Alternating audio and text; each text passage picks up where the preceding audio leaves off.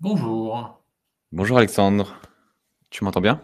je t'entends bien, Super, parfait. Et bah, bienvenue. Merci beaucoup d'avoir accepté mon invitation. avec plaisir, Parce qu'au dernier moment, je t'ai prévenu il y a que quelques jours. tout à fait. Mais super, bah, merci beaucoup. Comme ça, on reste un peu dans l'actualité. Et, et c'est un sujet qui moi, m'intéresse beaucoup.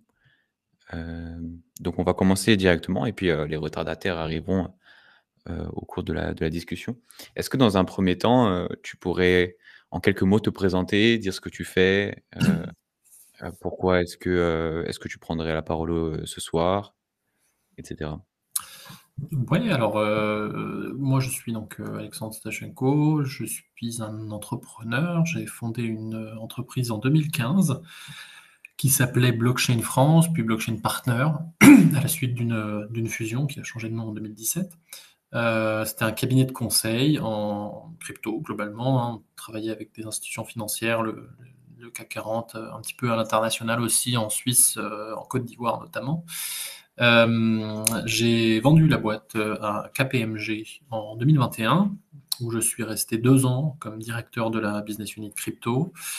J'ai quitté KPMG en juin 2023. J'ai fait une année d'indépendant à écrire notamment beaucoup, plusieurs livres, faire des conférences. Et puis j'ai rejoint Pemium en avril 2024, donc qui est la plus ancienne plateforme d'échange Bitcoin-Euro encore en activité, en tant que directeur de la stratégie, donc en avril, ça fait quelques mois maintenant. Et puis j'ai d'autres casquettes. Je suis également le fondateur de historiquement la chaîne Tech, mais aujourd'hui vous connaissez peut-être mieux l'ADAN, donc qui est l'association pour le développement des actifs numériques, l'association des professionnels du secteur crypto en France. J'avais été président de son prédécesseur, donc qui s'appelait la chaîne Tech entre 2016 et 2020. Donc j'ai beaucoup participé aux discussions sur la réglementation, la fiscalité, voilà, des choses très amusantes durant ces années-là. Voilà. Et puis, sinon, je vais me faire taper sur les doigts. J'ai publié récemment un long article slash livre sur la surveillance financière qui est disponible sur mon Medium, pour lequel les amis de PVH Édition font un crowdfunding. Donc, vous pouvez acheter le livre et ça comptera pour permettre de les mettre en plus grande quantité et de faire connaître, prendre connaissance au grand public les dangers de la surveillance financière qui aujourd'hui devient vraiment, on va dire, invasive dans nos vies et qui est un problème, pas que crypto d'ailleurs, mais qui est évidemment un problème crypto et sinon mes autres sujets de prédilection c'est évidemment Bitcoin, mais tout ce qui a trait à l'environnement, l'écologie autour de Bitcoin, et puis donc la surveillance financière, j'en ai parlé, également la géopolitique autour de Bitcoin. Voilà, c'était un peu long, je suis désolé, mais Mais tu as un background, très, très complet, donc il faut le temps pour le présenter. Et donc oui, merci. très bien, tu as fait un bon résumé. Je pense que j'aurais pas pu faire mieux. J'aurais sûrement oublié des choses. Donc très bien. Personnellement, ça fait longtemps que je te suis, notamment, je pense la première fois que j'ai entendu parler de toi, c'était sur ton papier, sur la sobriété. Non, c'est, Mhm. Bitcoin, une solution, non intuitive, contre-intuitive pour, la transition écologique, si je me suis pas trompé dans le titre. Changement climatique, je sais plus, mais oui, c'est quelque chose Changement. dans ce genre, oui. OK. Et parce que j'avais, commencé, bon, je j'ai pas fait ma promo, mais j'avais fait aussi, un papier dessus quelques mois avant. Et ça m'avait vraiment intéressé la manière dont tu, avais pris l'axe, pour parler des mêmes choses, que je faisais. Mais bref, Bien, donc merci. avant de commencer, la discussion plus profondément, pour les personnes qui connaîtraient pas cette émission, on se rejoint, tous les mardis soirs à 21 h en space, sur la chaîne de Cryptost pour, parler de sujets qui touchent, à Bitcoin. Donc là, on va parler principalement de politique, mais des fois, on parle un peu de tech. Par exemple, la dernière fois, on a reçu Théo Pantamis pour parler de RGB, etc., etc. Donc, je vous ai épinglé un petit lien avec les rediffusions des podcasts, des anciennes émissions. Si vous voulez aller faire un tour, n'hésitez pas. Notamment, et il y a aussi un lien de notre Discord public. voilà, je fais la petite promotion du Discord pour amener un peu d'utilisateurs sur cette plateforme. Notamment, on a créé un chat privé pour comment dire, les auditeurs assidus de cette émission. Pour y accéder, il vous suffit juste d'écrire UTXO dans un chat, n'importe lequel, et ça vous donnera un rôle et accès à ce chat underground des Bitcoin maximalistes chez Cryptost. Donc, C'est une secte. c'est ça, c'est la secte Cryptost. N'hésitez pas à rejoindre. Et voilà pour la présentation un peu chiante du début. Donc si je t'ai invité ce soir, c'est pour revenir un peu sur, notamment un article que tu as publié aussi sur Medium, concernant, le discours de Trump, qui a eu lieu maintenant il y a 1 semaine et demie à peu près, à la conférence, Bitcoin 2024 à Nashville. Donc je vais peut-être faire un résumé rapide, comme ça on passe sur tous les, sur les grandes lignes de son discours. Mais en bref, Donald Trump a pris la parole pour annoncer plusieurs choses, notamment qu'il comptait virer Gary Gensler dès son premier jour, qu'il comptait construire une réserve stratégique en Bitcoin à partir des 200 000 BTC que le gouvernement détient déjà grâce à plusieurs saisies. Donc on pourra revenir dans les détails de ça, parce que dans les faits, c'est pas forcément possible. Ensuite, il a dit que Bitcoin pourrait dépasser la capitalisation de l'or. Il a réaffirmé sa volonté de libérer Ross Ulbricht, le fondateur de Silk Road, le marché noir, et a dit qu'il voulait faire des États-Unis la capitale crypto. Donc voilà, petit résumé. Pour ceux que ça intéresse, on a un article sur le sujet qui résume un peu tout sur Cryptost. De toute façon, on Il va a revenir aussi un peu parlé dans les détails. de son oncle qui est un génie, de sa petite fille qui parle chinois. Ouais, il a parlé de plein de trucs. Aussi, il a fait du Donald Trump, un vrai show qui, euh, qui était plus amusant en tant que Bitcoiner, je trouve. Et justement, peut-être pour les personnes qui n'auraient pas lu ton article, donc, que tu as intitulé Bitcoin et le déséquilibre de Nash, en parlant donc de cette conférence à Nashville. Est-ce que tu pourrais donner ton avis sur ce que tu as pensé de son discours, globalement, en résumé, pour ceux qui n'auraient pas lu cet article? Oui, bien sûr. Il y a plusieurs lignes de lecture, niveau de lecture sur ce discours qui, pour moi, est plus un symptôme d'une lame de fond, plutôt qu'une vraie conversion et d'un candidat qui devient un candidat Bitcoin. C'est qu'il a vu un marché électoral, il se positionne. Euh, donc ça c'est évidemment mon avis sur le sujet, mais en gros, euh, effectivement le cœur de ces annonces, on va dire, parce que effectivement on dira après, mais il a quand même beaucoup parlé pour pas beaucoup de fonds. Mais le cœur de ces annonces, c'était cette fameuse réserve stratégique nationale de Bitcoin, dont Kennedy avait déjà parlé avant lui. Mais Kennedy n'a pas la même probabilité de victoire que lui aux élections américaines, donc ça avait fait moins parler. Pour beaucoup de gens, Kennedy est un trublion, donc en fait, ce qu'il raconte, c'est rigolo, mais on le prend pas au sérieux. Et donc là, on a un autre candidat, mais qui est presque favori pour la course à la Maison-Blanche, qui reprend en partie cette proposition. Et donc, d'un seul coup, évidemment, ça devient plus juste un délire de trublion, ça devient quelque chose qui est évoqué par un des deux candidats à la présidence de la première puissance mondiale. Et donc, c'est évidemment, on change de catégorie, tout simplement. On n'est plus dans le rêve éthéré d'Hurluberlu, on est dans une proposition qui est faite par une personne qu'on l'aime ou qu'on l'aime, raté, qu'on l'aime ou qu'on ne l'aime pas, qui est plus crédible, en tout cas quant à ses velléités politiques. Donc en fait, en faisant ça, il met le sujet Bitcoin un petit peu plus dans le spectre de la discussion politique, comme un sujet finalement sérieux sur lequel il faut se positionner et avoir un avis, qu'il soit positif ou négatif, mais qui doit être un peu plus informé que simplement ce qui se dit depuis des années, c'est-à-dire oh la Bitcoin c'est nul, c'est blanchiment, terrorisme, merci, au revoir. Là, il force un petit peu tout le monde à se positionner sur le sujet. Et donc, Kamala Harris, maintenant, elle n'a pas trop le choix. D'ailleurs, elle est en train de rencontrer des gens de l'industrie pour se positionner. Même si on l'a vu, elle a publié depuis un tweet qui montrait une interview de Trump où il dit on va rembourser la dette avec Bitcoin. Et en fait, le camp démocrate a relayé le tweet en ajoutant pas grand-chose et en disant, regardez, la blague, le mec parle de Bitcoin, il est pas sérieux. Et en fait, ils ont quand même pris moitié shitstorm dans les commentaires, parce qu'il y a plein de gens qui disaient, mais en fait, vous avez rien compris, Bitcoin, c'est pas un truc de rigolo, c'est un vrai truc, et vous avez perdu mon vote à cause de ça. Donc maintenant, ils sont obligés de se positionner, c'est en ça que c'est intéressant, c'est qu'il fait une proposition de réserve stratégique nationale, alors même qu'il y a 2-3 ans, il disait que c'était une arnaque, qu'il aimait pas, ça menaçait le dollar, que c'était nul, et maintenant, c'est devenu, je cite, l'industrie de l'acier il y a 100 ans, qui est remplie de génie, etc., etc. Donc effectivement, tu l'as rappelé, il y a eu beaucoup de phrases avec des superlatifs, des phrases de maximalistes hein, presque. Effectivement, Bitcoin est là pour rester, va dépasser l'or, etc., etc.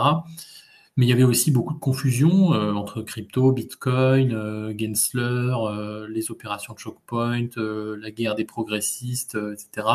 Donc il s'est positionné, mais il y avait beaucoup de confusion. Il y avait pas mal de choses dont on sent qu'il était bien conseillé, c'est-à-dire quelqu'un lui a dit en gros si tu dis ABCD, en fait tu vas te faire acclamer, donc il a rempli son contrat, mais ça se sentait qu'il maîtrisait beaucoup moins son sujet qu'un Kennedy par exemple, et que effectivement il rajoutait Bitcoin dans ses phrases parce qu'il se rendait compte qu'il venait de dire crypto et qu'en fait merde il fallait que je rajoute Bitcoin, donc ça se sent que le discours est vraiment un discours électoraliste. Maintenant, au-delà du fait que c'est électoraliste, ça c'est le premier niveau d'analyse, c'est que oui le truc, enfin moi j'ai vraiment souri jaune pendant le truc parce que c'est ce que j'ai mis dans mon article. Les discours de Trump, bon, j'ai vraiment l'impression de perdre des points de QI en l'écoutant, donc c'est pas une partie de plaisir. Mais n'empêche, peu importe en fait que ce soit une partie de plaisir ou pas, c'est pas ça le sujet. Le sujet, c'est de prendre un petit peu de distance et de voir que maintenant, ce que moi j'ai appelé le déséquilibre de Nash, alors évidemment c'est une référence à l'équilibre de Nash en théorie des jeux, qui est une situation dans laquelle aucun des joueurs ne regrette son choix, même après avoir connaissance de la situation a posteriori. Et c'est une blague évidemment puisque le truc avait lieu à Nashville, donc ça faisait le déséquilibre de Nash. Là je disais c'est un déséquilibre parce qu'il vient changer l'équilibre de Nash. Dans la situation précédente, n'importe quel personnel politique qui s'exprime sur Bitcoin n'a pas trop d'autre choix que d'en dire du mal. Parce que s'il en dit du bien, il va regretter son choix. Il va perdre des médias, il va perdre des soutiens politiques, il va potentiellement perdre des financements. Ses électeurs vont lui en tenir rigueur. Il y a trop peu de gens qui aiment ça pour que ça lui fasse gagner quoi que ce soit. Donc vraiment, c'est pas l'équilibre de Nash, c'est vraiment de dire de la merde sur Bitcoin, parce qu'on peut jamais le regretter. Là, lui, il fait changer cet équilibre-là parce que il vient positionner Bitcoin comme étant un enjeu électoral. Qu'il fasse ou non ses promesses, c'est une autre question qu'on verra par la suite si jamais il est élu, mais il force les gens à se positionner et il force les gens à gagner ou perdre un électorat dans lequel il y a des single issue voters qui vont dire bon bah moi je détermine mon vote en fonction de ce que dit le candidat en question. Donc c'est en ça que le discours était très intéressant, c'est que voilà c'est un petit peu le kickstart, on lance la course. Les dominos vont tomber. Il y a des parlementaires démocrates qui ont écrit à Kamala Harris pour lui dire qu'il fallait changer de posture, qu'il fallait établir une politique intelligible sur le sujet, discuter avec l'industrie. Donc c'est le signe que, d'une certaine façon, sauf catastrophe, on ne retournera pas en arrière. Maintenant, on a dépassé l'effet de seuil. Il y a suffisamment de gens qui en possèdent pour que ça devienne un enjeu électoral. Ce que je dis dans mon article à la fin, malheureusement, c'est que je fais parfaitement confiance dans notre classe politique chez nous pour qu'on continue. Numéro un, parce qu'on n'a pas passé l'effet de seuil. Nous, on n'a pas suffisamment de gens qui ont des cryptos pour que ça soit un enjeu électoral, mais aussi parce qu'on a une forme d'arrogance et de supériorité morale qu'on aime bien afficher. Et donc, je faisais la blague dans mon article en disant que c'est probable que le personnel politique français ne se risque pas à un nouveau Le Salvador, soyons sérieux, version les États-Unis, parce que bon, les États-Unis, soyons sérieux, je pense que ça fait perdre un peu toute crédibilité. Mais par contre, c'est à peu près sûr qu'on va voir du Trump, soyons sérieux. Cette personne n'est pas crédible, cette personne est un clown. Donc en fait, on s'en fout, continuons notre vie comme on le vivait juste avant. Et je déplore que déjà en 2016, lorsqu'il avait été élu, au lieu de voir un réveil, un sursaut de la classe politique française et européenne qui consisterait à dire « Oulala, attention, l'allié américain, finalement, il faudrait peut-être qu'on en prenne un petit peu notre indépendance, il n'est pas tout à fait fiable », on a eu droit à l'inverse, à du serrage de dents. Donc, tout le monde qui a dit « Non, mais c'est une anomalie de l'histoire. En 2020, on va récupérer un démocrate et on pourra retourner dans notre vassalité qu'on aime bien. » Et donc, j'ai un peu peur qu'il se passe la même chose. C'est-à-dire qu'on dise non mais Trump c'est un rigolo, donc en fait on s'en fout de ce qu'il raconte. Ah merde, Fluyt il est élu, bon bah c'est pas grave, on serre les dents et dans 4 ans on aura autre chose. Et en fait on va perdre un temps précieux à considérer ce sujet comme étant un sujet que je pense géostratégique. J'ai effectivement beaucoup écrit sur le sujet. Pour des raisons évidemment de relations internationales, de commerce et puis de système monétaire et financier. Oui, je suis plutôt d'accord avec, enfin, même carrément d'accord avec tout ce que tu dis. De toute façon, moi, je suis un convaincu, donc vérifiez par vous-même. Mais selon toi, qu'est-ce qui fait qu'aujourd'hui, ça devient un sujet? Pourquoi ça ne l'était pas il y a un an, par exemple? Est-ce que c'est vraiment l'état du marché ou est-ce qu'il y a quelque chose qui a changé depuis, depuis que Trump disait que justement Bitcoin était mauvais, je sais plus pour quelle raison il disait ça. Parce Donc, qu'il disait est-ce qu'il y a quelque chose qui est... que ça menaçait le dollar. Il disait il y a une seule Ouais, monnaie que j'aime bien, c'est le dollar américain. Voilà, il aurait pu rajouter derrière allez vous faire foutre que ce serait rentré dans le personnage, quoi. mais Non, qu'est-ce mais qui l'a fait changer? C'est vraiment juste l'appât d'un électorat ou est-ce que c'est quelque chose d'alternatif? je pense que il y a un sujet Trump, il y a un sujet les républicains, et il y a un sujet plus global politique. Le sujet Trump, pour moi, il est effectivement en quasi-totalité électoraliste. Donc je le redis, sur scène, ça se voyait globalement qu'il maîtrisait pas ce qu'il racontait, qu'il avait un bingo, il fallait qu'il dise des termes pour se faire acclamer par la foule. Il y a un moment même assez marrant dans le discours où il dit il va virer Gary Gensler, il se fait acclamer, standing ovation, tout ce qu'on veut, et lui-même est surpris. C'est-à-dire que lui, il dit sur scène, putain, je m'y attendais pas, bon bah je vais le redire, je vais virer Gary Gensler. Et tout le monde fait ouais, super. Euh, Sans se rendre compte qu'en fait, enfin, c'est un cirque, quoi. C'est-à-dire que le gars vient en ayant en tête qu'effectivement, il faut qu'il dise une liste de termes pour se faire acclamer. Il dit ces termes, il se fait acclamer et il fait genre waouh, putain, je m'attendais pas à ce que ça marche autant. Bon, bah, on recommence, let's go, c'est parti. Et les gens y retournent. Donc, ça, c'était vraiment, pour moi, ça se voyait qu'effectivement, en très très grande partie, pour lui, c'est électoraliste. Maintenant, ça n'enlève pas, hein, je le dis, c'est pas parce que c'est purement électoraliste que ça n'a pas des conséquences qui vont au-delà de l'électoralisme et notamment le positionnement dans le spectre politique. Ça, c'est pour le sujet Trump où pour moi, c'est effectivement très électoraliste. Maintenant, il y a un sujet, les républicains aux États-Unis, qui pour moi est un peu électoraliste, mais les moins en général. C'est-à-dire que les États qui ont commencé à regarder Bitcoin, qui ont commencé à légiférer d'ailleurs sur le sujet, j'allais dire positivement, le Texas en premier lieu évidemment, mais il y en a d'autres, sont des États majoritairement républicains. Les gens qui disent du bien de Bitcoin sont majoritairement des républicains. Je pense que ça a à faire avec la tradition politique républicaine, plutôt beaucoup plus libérale, alors libérale au sens français, hein, parce que sinon aux États-Unis c'est les démocrates qui sont considérés comme liberals, mais libérale au sens liberté individuelle, et donc évidemment comme Bitcoin a un ethos libéral, tout ce qui est propriété privée, capital, libre entreprise, liberté, ça parle beaucoup plus aux républicains qu'aux démocrates. Donc c'est pas anodin, je pense que ça correspond mieux à leur ethos politique de se rapprocher d'un sujet, et d'ailleurs on le voit dans la suite du discours et dans celui de Cynthia Lummis et d'autres d'ailleurs, que il n'y a pas que la Bitcoin stratégique réserve, il y a aussi une partie de garantir les droits de propriété, garantir la self-custody, qui sont des valeurs proches des valeurs libérales. Évidemment, je fais un parallèle avec la France, où, je le rappelle, on a une députée européenne qui a proposé de l'interdire, la self-custody. Donc on est quand même un peu loin de tout ça. Donc pour les républicains, ils voient ça comme une opportunité, mais aussi économique. Le minage, voilà, Ted Cruz, il mine. Son état maintenant, c'est 2 gigawatts, 3 gigawatts de minage.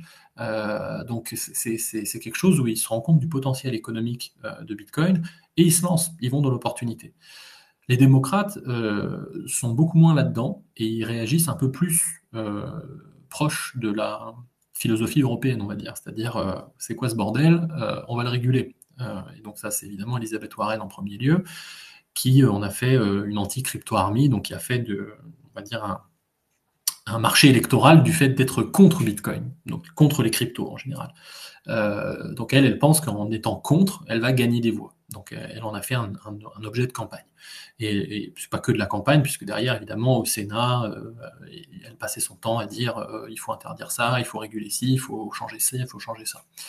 Donc ça, c'est la partie républicain versus démocrate. Et puis après, il y a le parti politique. Évidemment, là, pour moi, c'est juste un effet, c'est pas juste, mais en tout cas, c'est proche d'un effet de seuil, tout simplement. C'est que républicains comme démocrates, Si Bitcoin est possédé par 1% des Américains, tout le monde s'en fout. Il y a trop de risques. On ne va pas parler d'un sujet qui ne rassemble pas, qui ne génère pas suffisamment de votes ou d'engouement.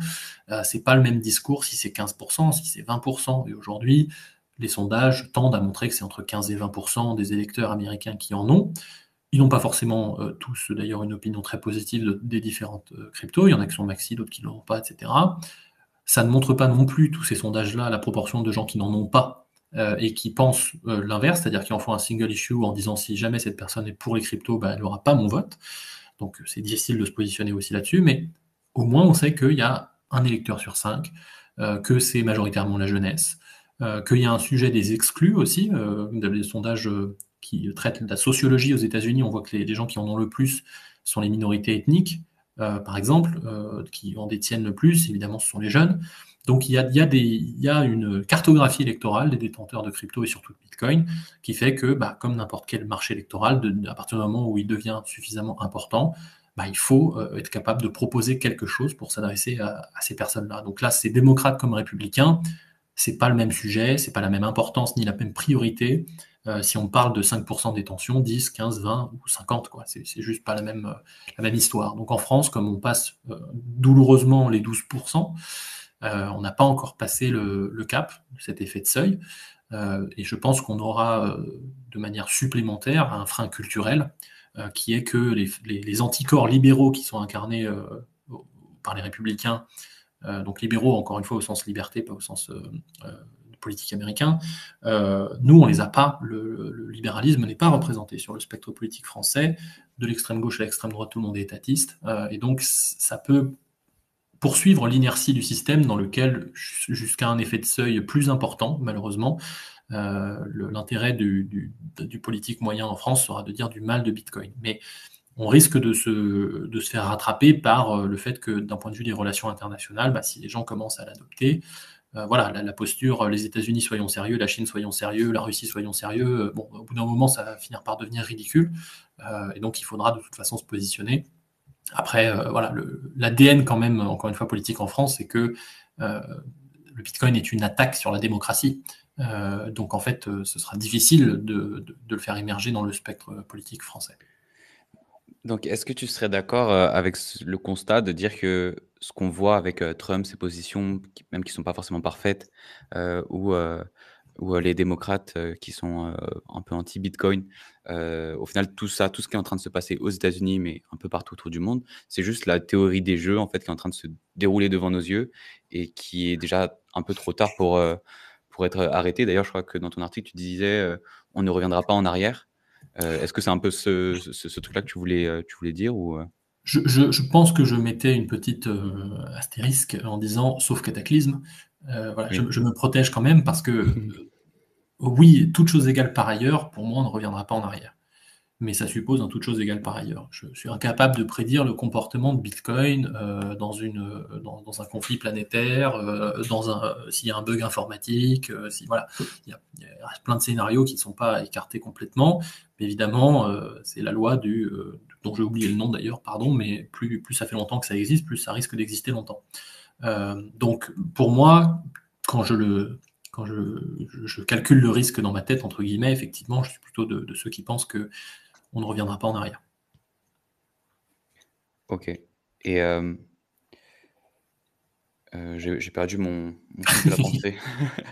Heu, mais donc est-ce que ça enfin, OK, c'est ça, j'ai retrouvé. Mais quel avenir tu vois donc pour Bitcoin, par exemple, aux États-Unis, avec un Trump qui se positionne, qui dit: «Je vais faire de Bitcoin une réserve». Est-ce que tu penses qu'il va d'une vraiment le faire? Et si oui, est-ce que ça va durer dans le temps? Est-ce que tu penses que c'est vraiment une conviction solide, enfin une promesse solide et que ça prendra forme? Ou est-ce que ça prendra une autre forme? Est-ce qu'ils vont pas se rendre compte: «Ah bah, en fait, c'est bien, on peut contrôler la population en suivant la blockchain, les transactions et cetera et mettre plus de contrôle». Comment est-ce que tu vois ça évoluer? Il va y avoir une vraie tension entre la tentation du pouvoir et les promesses qui ont été faites, ça c'est sûr. Ça va dépendre, je pense, de mon deuxième niveau de lecture dont j'ai parlé tout à l'heure, c'est-à-dire les républicains. Les États-Unis sont un pays qui est quand même suffisamment décentralisé Il y a les États ont des pouvoirs, hein, il n'y a pas que l'État fédéral. Donc Trump n'a pas tous les pouvoirs, y compris s'il est élu. Donc il faudra qu'il opère dans le cadre de ce qui lui est permis. Je pense qu'il aura d'autres priorités. S'il est élu, il y aura clairement des sujets un peu plus majeurs que Bitcoin à son agenda. Et donc, ce qui va déterminer, à mon sens, si il y aura un petit aiguillon qui va lui rappeler régulièrement, dis donc, tu as fait des promesses et en fait, tu as un électorat à pas décevoir, bah, c'est les républicains, c'est son camp. C'est voilà, combien il y a de Cynthia Lummis, de Ted Cruz, qui en fait développent des vraies choses. Voilà, hein. Encore une fois, le Texas aujourd'hui, je pense que ERCOT est très très donc le gestionnaire de réseau texan, réseau électrique, ils sont très très contents de l'existence de Bitcoin. Ils n'aimeraient pas qu'on leur enlève, et donc c'est devenu partie intégrante du paysage industriel texan. Donc ça va commencer à rapporter des taxes, ça va commencer à attirer du monde, donc ça va devenir un fait politique Bitcoin. Il y a des gens qui vont avoir des emplois qui dépendent de Bitcoin, donc à ce moment-là, bah, ça devient un fait politique, et Ted Cruz, il va rappeler à Trump, eh oh, tu t'avais promis ça, moi j'ai des électeurs qui vont être déçus. Mais si Ted Cruz il est tout seul, bon bah ça passera à l'amende parce qu'il a d'autres sujets et d'autres chats à fouetter. S'il y a beaucoup de Ted Cruz, que le Bitcoin monte, que ça devient un sujet pour 30% des gens, 40% des gens, oui, il y a clairement à un moment donné, l'aiguillon va être trop fort pour qu'il ne fasse rien. Mais ça, c'est pas lui qui le détermine, entre guillemets.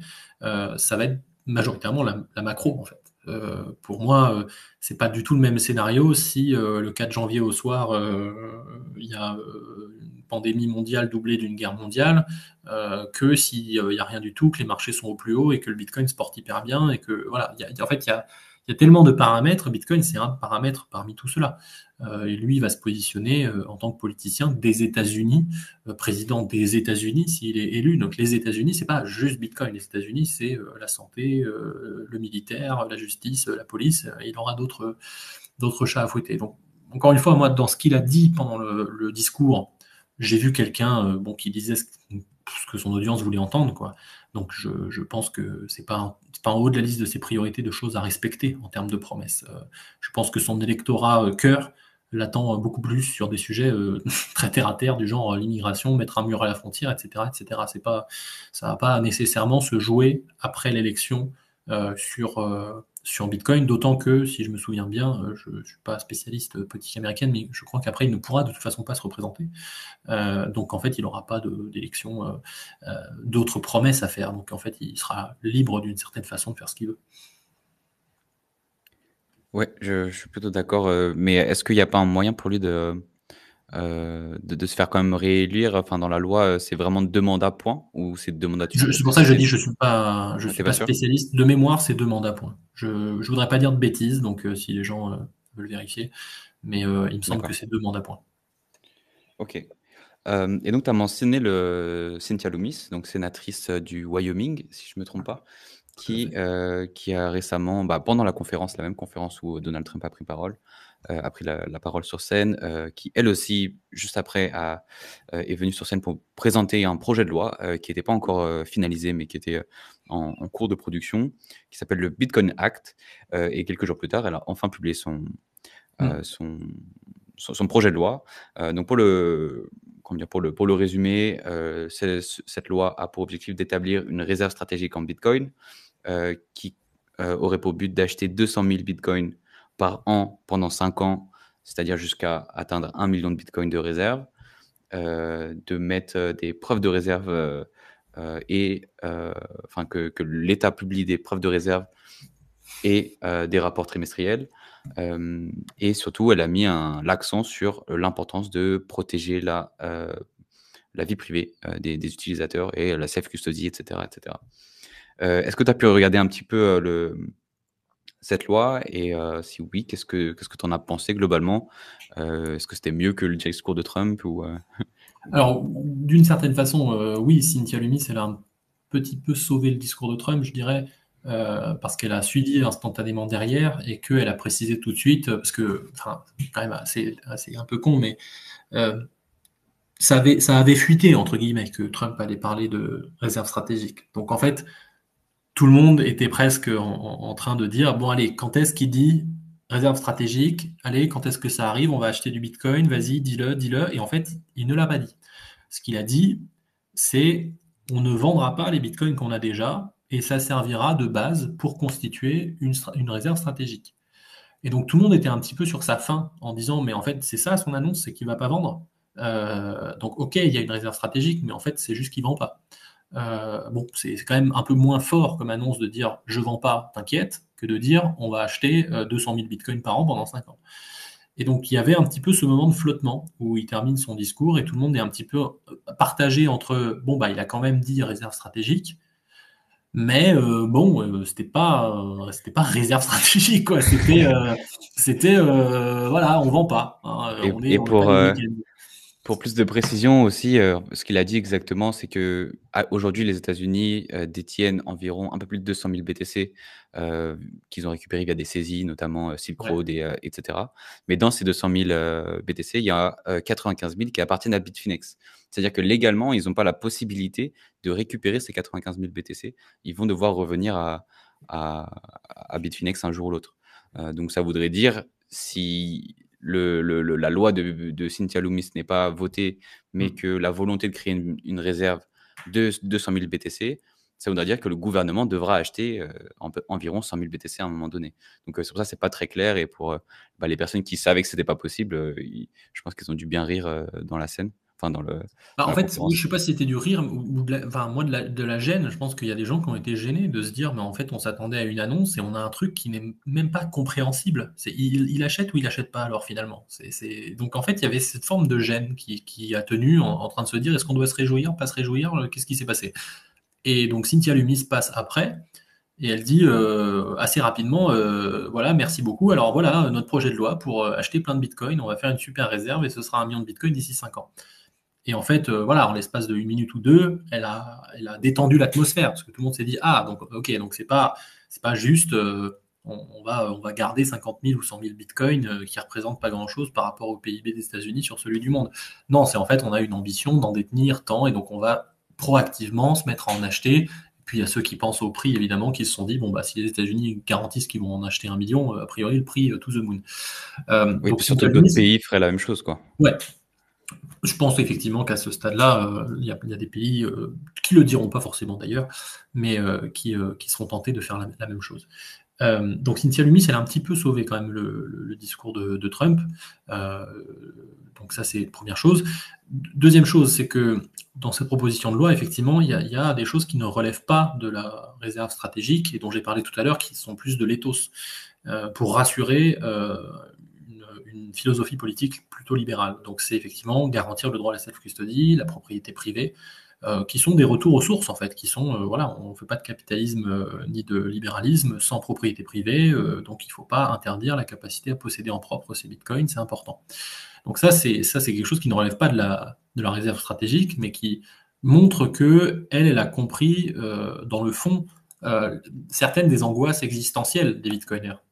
Parce que pour le coup, effectivement, l'interdiction de la propriété privée via, par exemple, la restriction de la self-custody, c'est quelque chose qui fait partie des anxiétés des bitcoiners, des anxiétés qui sont justifiées dans la mesure où, encore une fois, ça a été proposé en Europe.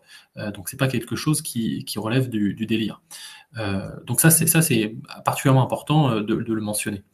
Euh, sur le programme d'achat de Bitcoin, alors il y a tout un considérant, considérant que c'est stylé, que c'est de l'or numérique, nanana, qui pareil, lui a une importance, non pas parce que c'est nouveau, parce que les Bitcoiners sont plutôt convaincus de tout ce qui est écrit et ils ne découvrent rien de nouveau, mais c'est important dans le fait que c'est une proposition de loi déposée au Parlement américain. Et donc là, on n'est plus sur Nayib Bukele du petit pays d'Amérique latine, capitale du crime, qui propose d'introduire la Bitcoin Lei. On est sur la première puissance mondiale, dont une sénatrice propose une proposition de loi qui a été soutenue par un président sortant et qui est favori à la réélection. Donc c'est pas le même game en fait, c'est juste pas le même niveau d'importance, alors même que c'est les mêmes phrases. Le préambule de la Bitcoin Lei, j'invite tout le monde à le relire, il était très intéressant aussi. Il était même d'ailleurs un peu plus ambitieux, puisqu'il disait les banques centrales c'est nul, la monnaie c'est déprécie, etc. Bon là je me souviens plus avoir lu ça, mais je crois pas que Cynthia Lummis écrive que la Fed c'est de la merde. Donc c'est peut-être un peu plus timoré, mais la situation n'est pas la même. Mais en tout cas c'est quand même important d'avoir ces convictions écrites alors qu'elles sont quand même assez orthogonales avec une partie de ce que pense le public et la classe politique américaine de Bitcoin. Sur la partie réserve stratégique, alors elle met un plan, 200 000 bitcoins par an, il ne faut pas que ça bouge le cours, on doit les conserver au moins 20 ans, etc. etc. Moi, ce qui m'intéresse, ce serait le débat, d'ailleurs que certains, alors je ne sais plus qui, pardon, vous m'excuserez, mais que certains ont eu sur Twitter de dire, mais en fait, est-ce que c'est une bonne idée d'avoir une réserve de Bitcoin, y compris en tant que Bitcoiner? Certains ont fait le parallèle en disant, bah, l'État, c'est pas un fonds d'investissement. On ne lui demande pas d'acheter des actions, d'acheter des obligations, etc. On lui demande de gérer un budget et de s'en tenir à ce budget. Ça n'a pas de sens non plus dans la mesure où il n'y a pas de monnaie qui est backée par le Bitcoin. Donc en fait, c'est pas comme si on avait une monnaie représentative dont l'étalon est Bitcoin et donc on doit stocker les Bitcoins pour backer cette monnaie représentative. Là, on les stocke et après on dit qu'on n'en fait rien. Donc c'est vraiment de l'investissement, de la réserve de valeur, mais de la part d'un État qui dépense une partie de son budget pour aller constituer un tas de commodities en fait. Pourquoi, enfin, ça, il peut le faire sur du stratégique, il le fait sur le pétrole par exemple, dans lequel ils ont tapé pendant le Covid par exemple, mais il y a peut-être la question qui se pose sur est-ce que le Bitcoin aujourd'hui revêt la même importance stratégique que d'avoir une réserve de pétrole sur laquelle l'économie entière s'effondre. Donc cette discussion, elle est légitime, de se demander, voilà, pourquoi est-ce qu'on ferait ça au niveau de l'État, de constituer une réserve stratégique. Alors, effectivement, après, la discussion, bon, elle est légitime, mais derrière la proposition de loi, est-ce qu'elle est? Et si jamais elle passe, bah, effectivement, le signal, il est quand même très positif pour l'adoption, pour le prix, pour son institutionnalisation. Et donc, la proposition de loi, je n'ai pas, pour être honnête, regardé si elle avait beaucoup de soutien, bipartisan, pas bipartisan. Je regarde ça de loin en me disant que c'est probablement que ça n'arrivera pas, mais supposons que ça arrive, bah, c'est évidemment quelque chose d'absolument majeur. Ça, je pense sans aucun doute. Ce sera impossible pour les pays qui regardent la première puissance mondiale qui est en train d'accumuler du Bitcoin de continuer de dire ah, ils sont rigolos, nous on va continuer de stacker des obligations françaises. Ce sera ridicule. Et qu'est-ce que tu penses qu'est-ce que cette réserve de Bitcoin, pardon, aura comme impact vraiment sur l'économie? Est-ce que c'est vraiment juste faire du profit, rembourser la dette, comme Trump l'a dit, je crois que c'était il y a quelques jours sur un plateau télé qu'il voulait acheter du Bitcoin, comme je crois que tu l'as mentionné juste Ouais. avant. Donc c'est vraiment juste pour faire du profit et Bah, ça a été revendre derrière? présenté comme ça, hein. C'est même la proposition de loi le présente comme ça et dit d'ailleurs que les bitcoins seront loqués et ils n'auront le droit d'être utilisés que pour rembourser la dette. Ouais. Je suis pas convaincu d'ailleurs en fait que ce soit parfaitement cohérent avec le préambule bitcoiner, c'est-à-dire que si on est convaincu que Bitcoin a vocation à être utilisé de manière un peu plus large, c'est qu'en fait par contraposé, on n'est pas convaincu que le système fiat est complètement viable et que donc du coup à un moment donné il va s'effondrer. Donc d'une certaine façon, ce serait utiliser de la monnaie dont on est convaincu qu'elle est dure et saine pour rembourser une dette dont de toute façon tout le monde sait qu'elle ne sera jamais remboursée, dans une monnaie qui est considérée comme du papier toilette. Donc en fait, c'est même pas cohérent en fait, d'une certaine façon. Pour moi, si c'était cohérent, il dirait on fait un stock et puis on verra quand les monnaies se seront effondrées. Je prends beaucoup de guillemets puisqu'évidemment ils ne peuvent pas écrire ça, mais au moins on aura un stock de hard assets qu'on pourra utiliser pour régler le commerce international et prendre un leverage monstrueux sur les autres. Je fais un parallèle historique avec les autres monnaies dans l'histoire de l'humanité. C'est quelque chose d'ailleurs dont Lynn Alden parle assez bien dans son bouquin Broken Money, que je recommande, qui est très très bien, où elle montre toutes ces séries d'exemples historiques dans lesquels certains pays, certaines nations prennent le contrôle sur d'autres nations via la dureté de leur monnaie. Qu'est-ce que ça veut dire? Ça veut dire que, en gros, si j'arrive dans une région dans laquelle la monnaie, c'est des perles, pourquoi c'est des perles? Parce que c'est difficile à faire, il faut les travailler, il faut les trouver, etc. Donc en fait, ça demande une quantité de travail importante, et donc c'est une bonne représentation de valeur dans le temps. Mais moi, si j'arrive avec une technologie qui me permette de créer et de ramasser dans les fonds marins des perles 100 fois plus vite, bah en fait, je viens défoncer l'économie de ce pays parce que les gens échangent leur travail contre quelque chose dont ils ne s'aperçoivent pas, que ça n'a aucune valeur. Donc en fait, ils vendent, enfin ils passent en quasi-esclavage parce qu'on les paye dans un truc dont nous, on se fout, en fait. On peut le ramasser en 2 secondes dans les fonds marins et hop, on vient de s'approprier la moitié de la production d'un pays. Et donc ça, on l'a fait avec certains pays africains, on l'a fait avec évidemment les Amérindiens avant l'établissement des États-Unis, enfin après aussi d'ailleurs les États-Unis ont voilà, pas un passé très sympathique avec les Amérindiens. Et donc on pourrait faire un parallèle historique en disant qu'effectivement, si moi je stocke un hard asset qu'il n'est pas possible de multiplier comme des petits pains, alors qu'en face, il y a des gens qui créent de la monnaie à plus savoir quoi en faire et qui achètent le travail de l'entièreté de l'humanité sans se rendre compte, sans que l'humanité ne se rende compte que c'est dans une monnaie de singe, la philosophie voudrait qu'ils gardent ce hard asset jusqu'au jour où les gens en fait exigent d'être payés dans ce hard asset, parce qu'à ce moment-là, en fait, Bitcoin vaut des trillions par rapport à une monnaie qui ne vaut rien. Et donc dans ce cas-là, c'est pas une question de rembourser la dette. Ils s'en foutent de rembourser la dette dans une monnaie de singe. À ce moment-là, en fait, ils ont tellement d'argent, hard asset, que ils viennent de prendre une position dominante sur le reste du monde. Donc ça, ce serait une position cohérente jusqu'au bout. Si c'est pour Mais, rembourser la dette, qu'ils ne rembourseront de façon jamais, je ne vois pas l'intérêt. mais est-ce que c'est pas déjà un peu ce qui se passe aujourd'hui avec le dollar ou certains pays, comme le Salvador par exemple en Mhm. 2001, je crois, qui ont adopté le dollar et abandonné leur monnaie. C'est un peu le même mécanisme qu'on a. Donc, tu Oui, imagines bien vraiment sûr. la même chose, un remplacement sur le long terme des monnaies. Oui, mais en fait, le Salvador, ça faisait sens parce qu'ils étaient colonisés de façon monétaire, hein, encore une fois. C'est que, évidemment, toutes les décisions. Quand Donald Trump a envoyé ses chèques à tout le monde, ceux qui ont payé, c'est les Salvadoriens. Donc, Mm. ils n'étaient pas contents de financer la consommation américaine juste parce que Donald Trump s'est dit qu'il allait faire des chèques aux Américains. Donc, c'est très intéressant pour le Salvador de diversifier et de prendre une indépendance par rapport à ça. Pour les États-Unis, là où c'est curieux, c'est que ce sont eux qui produisent le dollar. Donc en fait, ils sont dans un dilemme. Soit ils essayent de poursuivre la fuite en avant le plus longtemps possible, et dans ce cas-là, il ne faut pas qu'ils adoptent le Bitcoin, puisqu'ils ne feraient qu'accélérer la chute, entre guillemets. Euh, Soit ils ne veulent pas accélérer cette fuite en avant, ils veulent en sortir le plus vite possible, mais dans ce cas-là, ça s'appelle un suicide. C'est vraiment, ils ont un actif qui est le dollar, qui est quand même un levier de puissance absolument monstrueux sur le monde entier, dont beaucoup de politiciens américains ont parfaitement conscience. Donc, ils n'ont pas envie de suicider le dollar. Ils ont envie de garder le bon vieux dollar. D'ailleurs, c'était ce que disait Trump il y a encore 2-3 ans. Voilà, le Bitcoin, c'est une menace au dollar. Moi, j'aime bien le dollar. Donc, c'est curieux comme dilemme.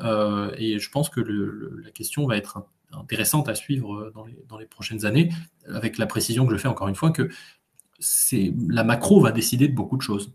C'est pas juste Trump dans son coin qui dit voilà, go, et puis en fait ça se passe. Et est-ce que la stratégie parfaite, au final, ce serait pas pour les États-Unis, mais n'importe quel pays, d'adopter Bitcoin, mais de juste pas en parler, le faire secrètement, pour pas que ça éveille des soupçons ou que ça fasse trop parler de Bitcoin, et que petit à petit, ils en bénéficient sans que les gens le sachent vraiment? Est-ce que c'est pas une stratégie Ça plus peut simple? l'être, mais il y a un enjeu encore une fois, de théorie des jeux. Si moi je m'accapare 20 millions de bitcoins en circulation de manière discrète et qu'en 2040 je fais haha, je vous ai eu, en fait c'est moi qui les ai, bon, il n'y a plus d'intérêt à Bitcoin. Il y en a 20 millions, ils sont tous possédés par une seule personne. Donc on va passer à autre chose. Et donc en fait j'ai 20 millions de rien. Avant que je les redistribue et que je fasse en sorte que la monnaie circule. Mais ce sera quelque chose qui organiquement est déjà difficile à faire, alors le faire de manière artificielle sera difficile aussi. Ce qui est pas anodin, c'est qu'en prenant 1 million de bitcoin comme cible, Cynthia Lummis, en gros, en pourcentage, elle arrive à peu près le PIB des États-Unis sur le PIB du monde, ce qui serait logique en fait. C'est-à-dire que chaque État possède la proportion de son PIB dans une réserve qui n'est pas manipulable par qui que ce soit. En tout cas, je dis pas que j'adhère à la logique, mais je dis au moins il y a une logique derrière ça.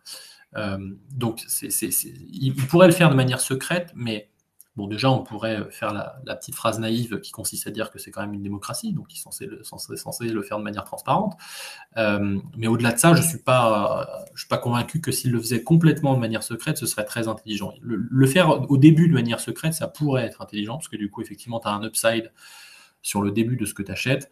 Mais est-ce que le jeu en vaut la chandelle? Je pense qu'il se pose la question. Voilà, je n'ai pas d'avis tranché là-dessus. Ok, très bien. Et donc pour quitter peut-être un peu les États-Unis, ça fait déjà 45 minutes qu'on parle des États-Unis. Est-ce qu'une loi similaire pourrait être applicable dans un autre pays, bon, on a mentionné le Salvador qui ont déjà complètement adopté Bitcoin. Et est-ce qu'on pourrait avoir d'autres pays comme ça autour du monde, peut-être que tu penses, ou qui sont rapprochés plus ou moins de Bitcoin?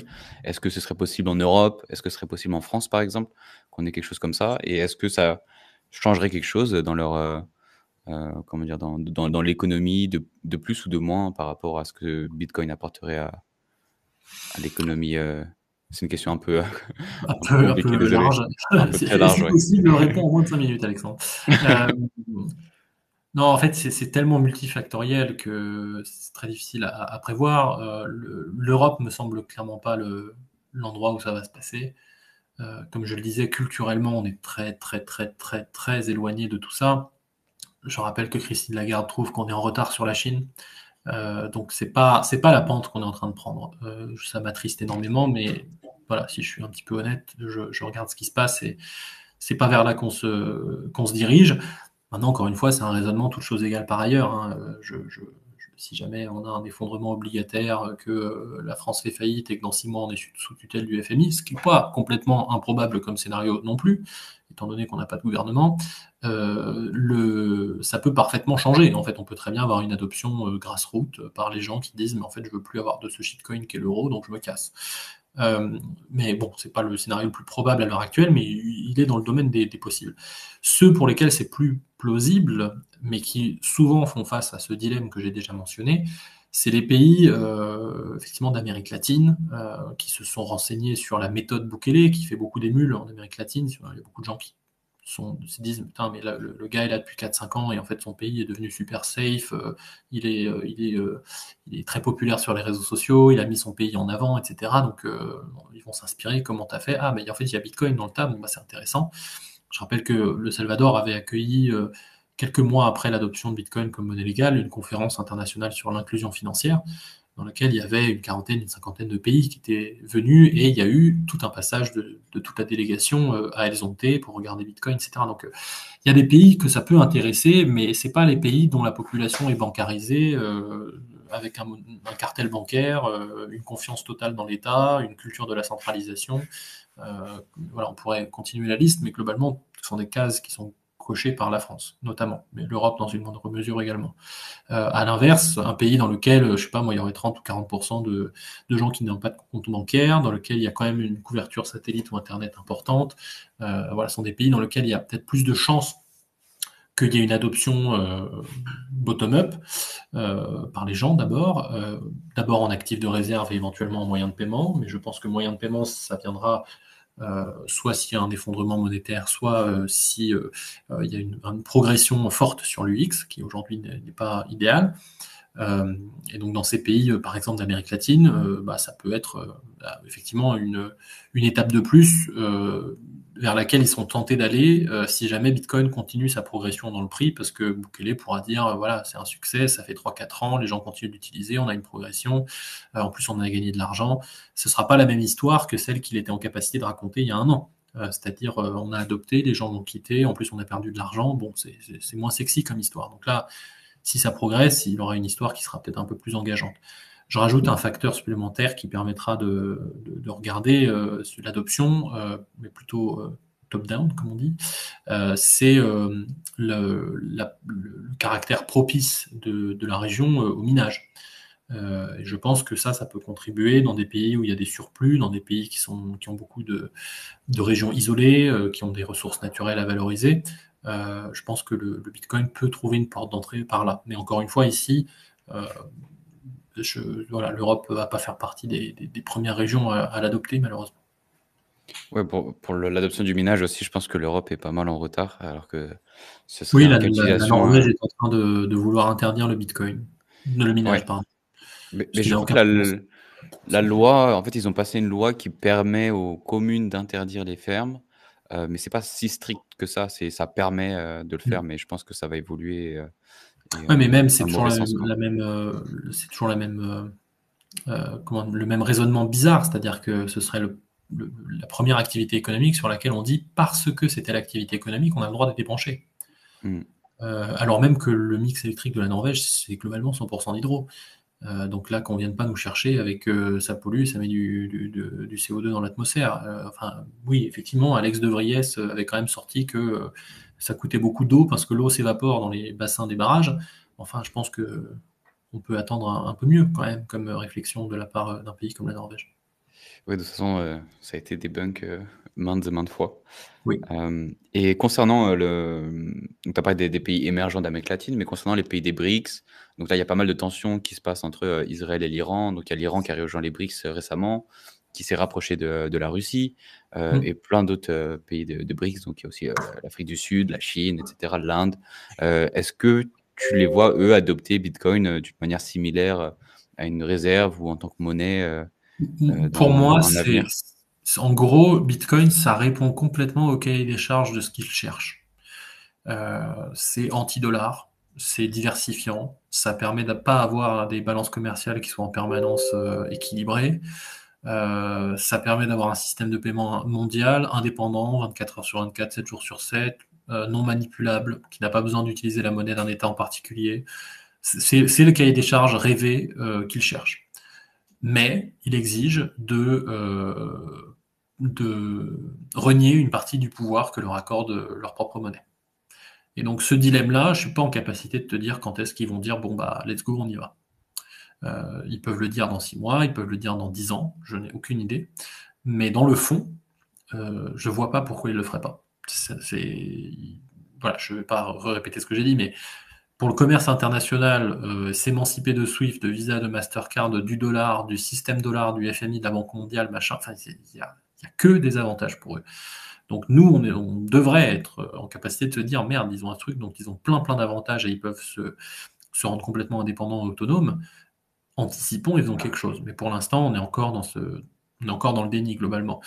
Déni qui, encore une fois, n'est pas sur ce sujet-là peut être justifié dans la mesure où le dilemme qui se pose à la Chine, la Russie, etc., c'est est-ce que, malgré le fait que ça répond parfaitement à leur cahier des charges, est-ce qu'ils seront suffisamment j'allais dire courageux, je ne sais pas si c'est du courage, mais ils voudront suffisamment sauter dans le vide pour dire on y va, même si ça exige d'admettre en ce faisant que notre monnaie n'est pas la panacée.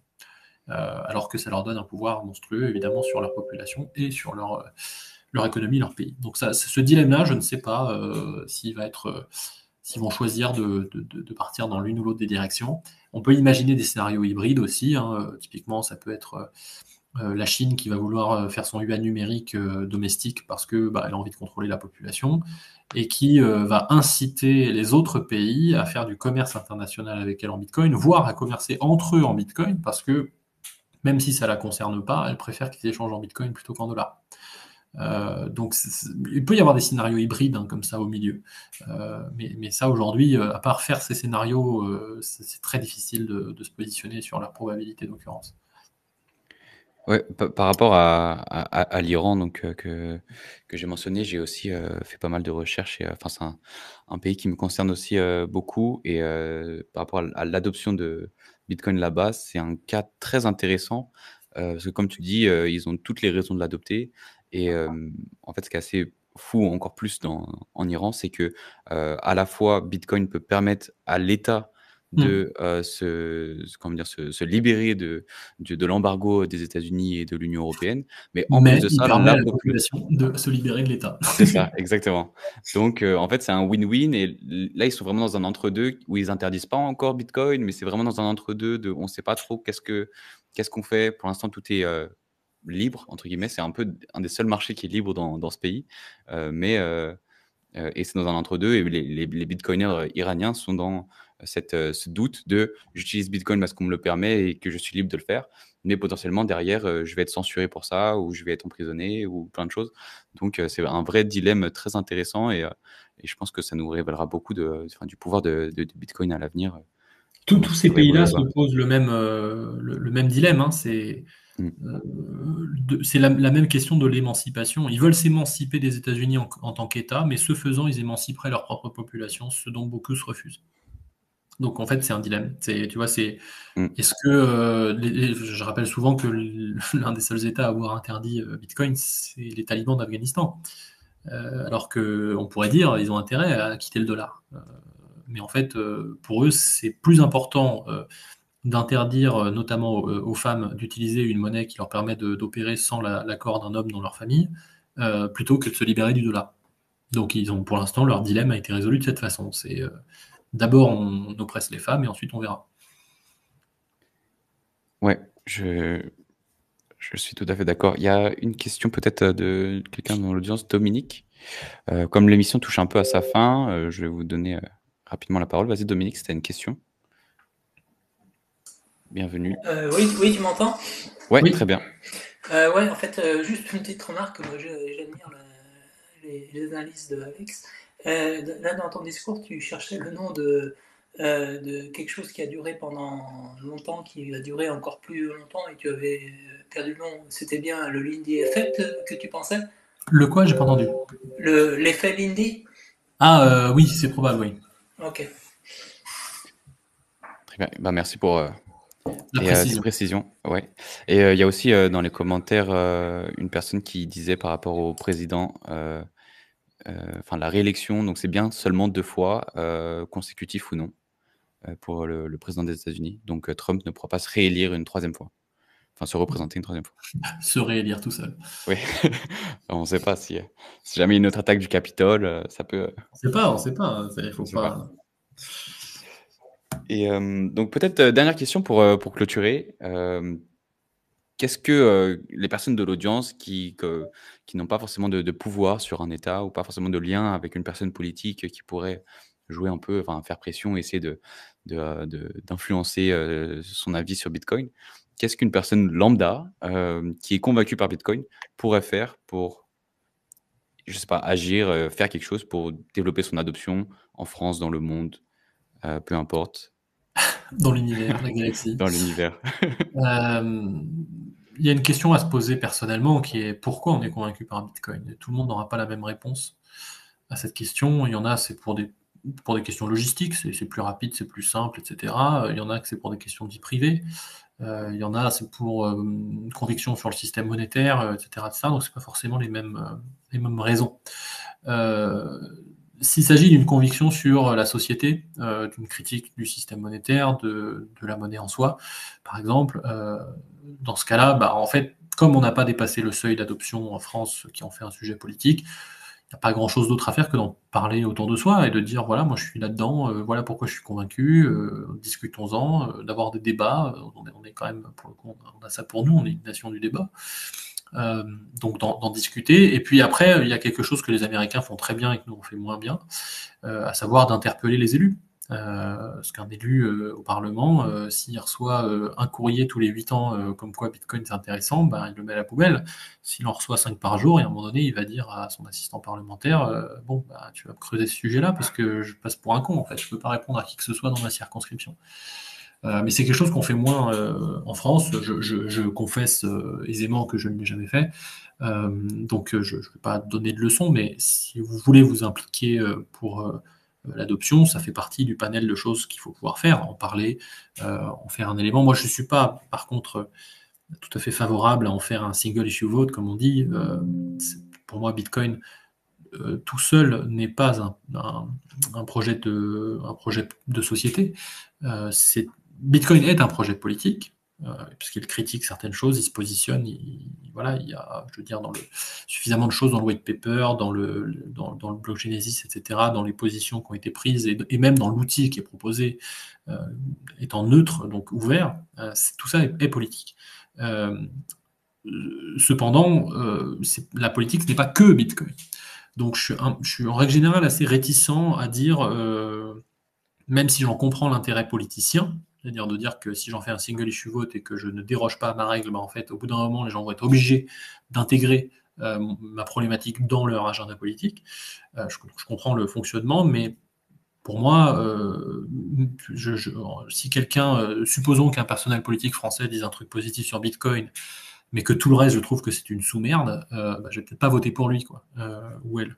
Voilà, c'est un peu ça que j'essaye de dire, c'est d'éviter de tomber dans la caricature, d'en faire une réflexion unique autour de Bitcoin. Voilà, toute la vie n'est pas Bitcoin. Vous avez des amis, une famille, des voisins. Il se passe des trucs dans votre quartier, votre rue. Vous avez un travail, un emploi, des gens que vous rencontrez. Donc il n'y a pas que Bitcoin dans la vie aussi. Mais tous ces gens-là, bah, vous pouvez leur en parler tout simplement. Voilà pourquoi je travaille là-dedans. Qu'est-ce qui m'a convaincu? Qu'est-ce que tu en penses? Et d'essayer. Alors là, pour le coup, si je peux donner des conseils, des malheureux conseils, entre guillemets, c'est que dans cette démarche de conviction, je prends notamment l'exemple de l'environnement sur lequel effectivement j'avais écrit. En fait, beaucoup de gens ont une idée préconçue, ont un préjugé sur Bitcoin. Et donc, en fait, ça ne fonctionnera pas de les aborder avec Bitcoin. Si vous dites bonjour, moi je suis dans Bitcoin, c'est stylé, qu'est-ce qu'on en discute? En fait, vous allez passer pour un témoin de Jéhovah, et donc ils diront ça me saoule, laisse-moi tranquille. À l'inverse, si vous partez des problèmes que Bitcoin peut résoudre, donc dans le cas de l'environnement, c'est parler de, euh, par exemple, l'incompatibilité entre un système monétaire infini et une planète finie, de parler de la difficulté à équilibrer des réseaux électriques, voilà, c'est de partir du problème et d'arriver à agréer avec votre interlocuteur sur le fait qu'il y a un problème et que ce serait vraiment cool d'avoir une solution à ce problème qui remplisse le cahier des charges X, Y, Z. Et une fois que la personne a agréé, en fait, c'est le moment de dire, bah, en fait, cette solution, elle existe. Est-ce que tu connais Bitcoin? Ça sert à ça. Et donc, ce raisonnement-là, il peut être tenu sur la partie monétaire, sur la partie politique, sur la partie libérale, propriété privée, ce qu'on veut, sur la partie écologie, évidemment, environnement, énergie. Vous aurez plus de succès, en fait, à faire ça. Alors, moi, je peux difficilement le faire, parce que maintenant, j'ai Bitcoin écrit sur mon front un peu partout.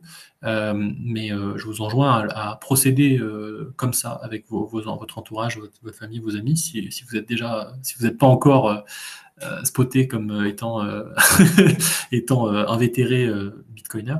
Voilà, de procéder de cette façon-là, ce sera beaucoup plus simple pour engager une discussion beaucoup plus intéressante parce que vous prenez un risque trop important à dire bonjour Bitcoin, comment ça va?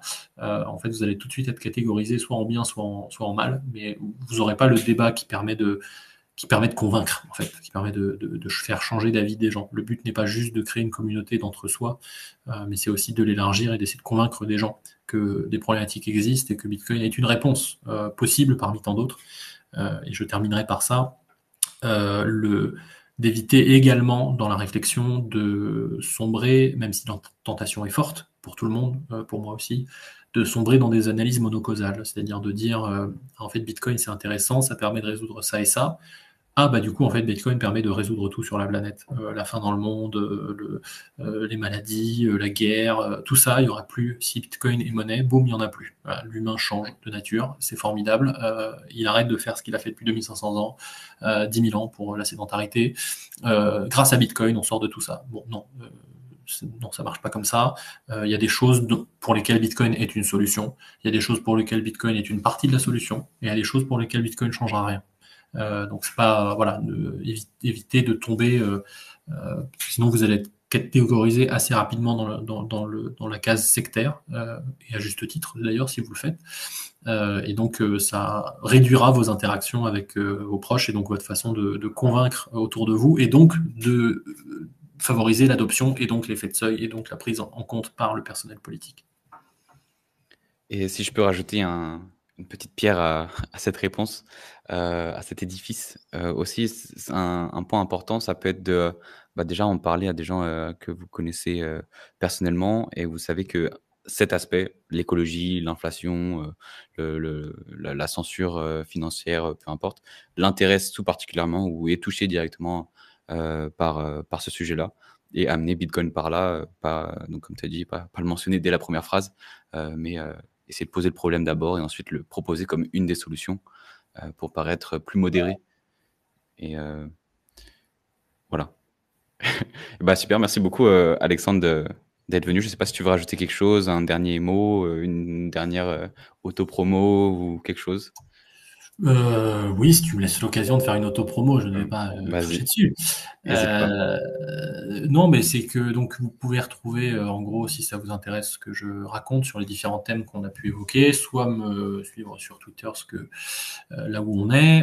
J'écris pas mal de choses sur LinkedIn aussi, et puis j'ai mon Medium sur lequel, on l'a dit tout à l'heure, j'ai écrit l'article en l'occurrence sur l'événement aux États-Unis, mais j'avais aussi écrit l'article sur l'environnement, la partie sur la surveillance financière, sur l'incompatibilité de la monnaie infinie avec le monde fini. Donc j'écris pas mal sur tous ces sujets-là. Et puis, petite pub à nouveau pour les amis de PVH Édition, qui ont donc édité mon article qui est disponible sur la boutique en ligne sur l'environnement et qui veulent le refaire pour l'article sur la surveillance financière. Et qui donc sollicite vos achats, vos pré-achats en crowdfunding pour pouvoir distribuer cet ouvrage le plus largement possible à des gens qui ne sont pas au courant, parce que évidemment les sujets de surveillance financière, ils ont un problème, c'est que en règle générale, les seuls qui sont au courant sont ceux qui n'ont pas intérêt à ce que ça s'arrête.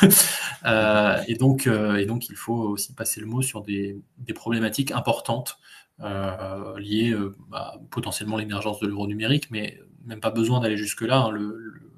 Le système bancaire actuel fonctionne déjà très largement sur la base d'une surveillance disproportionnée. Donc c'est intéressant de se renseigner là-dessus. Donc voilà les différents canaux sur lesquels vous pouvez me retrouver ce que j'écris. Et voilà pour la fin de l'autopromo. Enfin, sauf si j'ai oublié des trucs, mais je crois pas. Peut-être pour faire une autopromo, enfin une promo dans l'autopromo, parler de ton papier sur l'écologie que on a mentionné un peu avant, la solution contre-intuitive pour le développement de, je me souviens plus du titre en entier, il faudrait que je l'ai sous les yeux, mais il me semble qu'il est disponible sur Consensus en format papier, Consensus Network, si je me trompe pas. Probable. Alors l'édition c'est PVH, alors peut-être que Consensus l'a repris aussi, puisque de toute façon c'est D'accord. en licence open source. Ok, ok, je savais pas. Mais l'éditeur n'est pas Consensus sur ce D'accord. sujet. C'est Et présent dans les amis de PVH. ok, super. Bah, salut à eux. Et pour ceux qui sont peut-être allergiques à la lecture, il me semble que certains de tes écrits sont en audio sur la Tout chaîne à de fait. Grand Angle Crypto. Exactement, Voilà. Grand Angle Crypto qui a repris certains de mes écrits en format audio sur YouTube. Donc effectivement, c'est bien de le mentionner pour ceux qui n'aiment pas le format écrit. Parce qu'évidemment, quand j'écris, après ça prend 1 heure à le lire. Donc voilà, pour ceux qui n'aiment pas, il y a une version audio des 2 articles, je crois, sur la surveillance financière et sur le... 3 articles d'ailleurs, parce qu'il y a aussi mon manuel de survie dans la jungle des poncifs anti-Bitcoin qui est disponible sur la chaîne de Grand Angle. Donc je les remercie de relayer sur ces formats qui sont plus accessibles pour certains. Et je vois également que dans l'audience, nous ont rejoint des personnes qui veulent m'envoyer un signal, comme quoi je suis attendu pour le dîner un peu tardivement. Et donc je veux leur dire que j'ai remarqué ce signal. Et donc je m'apprête à mettre fin à ce space. Oui, je suis désolé, on a dépassé un petit peu. Merci beaucoup encore une fois. Je te retiens pas plus longtemps. Et bonne soirée, bon appétit. Et bonne soirée aux personnes dans le space avec qui tu vas dîner. Salut à tous et salut à l'audience. Merci d'avoir été aussi nombreux. Merci Et Marie, à la merci prochaine. Christos. À la prochaine, salut. Salut.